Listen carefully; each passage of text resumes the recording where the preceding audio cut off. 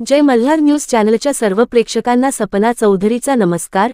नंदुरबार जिल्ह्यात आरटीईसाठी जिल्ह्यातील 42 शाळांमधील 1076 विद्यार्थ्यांचे क्षमता असलेल्या जगावर 358 विद्यार्थ्यांना प्रवेश मिळणार। जिल्ह्यातील दुर्बल आणि वंचित घटकातील विद्यार्थ्यांना दर्जेदार शिक्षण देण्यासाठी राज्य शासनाच्या योजनेचा लाभ नंदुरबार जिल्ह्यातील विद्यार्थी घेत आहेत। नंदुरबार तालुक्यातील 12 शाळांमधील 314 क्षमता असलेल्या जागांसाठी 105 विद्यार्थ्यांना प्रवेश मिळणार। सर्वाधिक 314 जागांसाठी विद्यार्थ्यांना अर्ज 18 मार्चपर्यंत आरटीईसाठी ऑनलाईन अर्ज दाखल करण्याची संधी।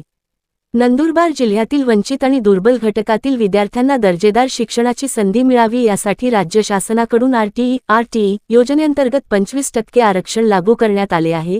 या योजनेमुळे अनेक गरीब विद्यार्थ्यांना खासगी शाळांमध्ये शिक्षण घेण्याची संधी मिळत आहे। 2025 ते 26 साठी नंदुरबार जिल्ह्यातील 42 शाळांमधील 1076 क्षमता असलेल्या जागांसाठी 358 विद्यार्थी ऑनलाईन अर्ज सादर करू शकणार।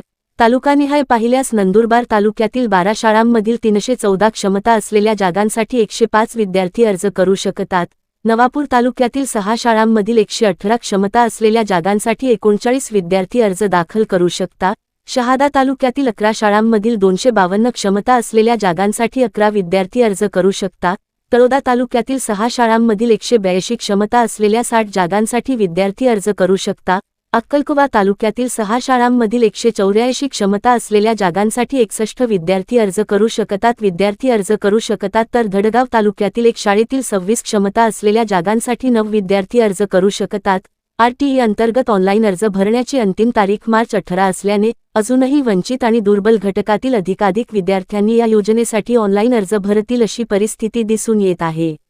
सपना चौधरी, जय मल्हार न्यूज, नंदुरबार।